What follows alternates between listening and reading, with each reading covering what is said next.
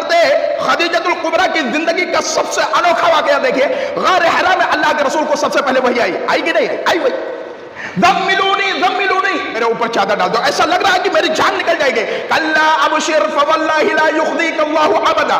खदीजतुल कुबरा ने कहा कि अल्लाह के रसूल आपको अल्लाह कभी ज़ाहिर नहीं करेगा, क्योंकि आपके अंदर खूबी यह है कि सच बोलते हैं, आपके अंदर खूबी यह है कि जो बोझ नहीं उठा पाते हैं आप उनका बोझ उठाते हैं, आपके अंदर खूबी यह है कि जो कमा नहीं सकते हैं आप उनको कमा करके देते हैं, आपके अंदर खूबी यह है कि अगर आपके टोखर पर कोई मेहमान आ जाए तो भूखा नहीं जा सकता।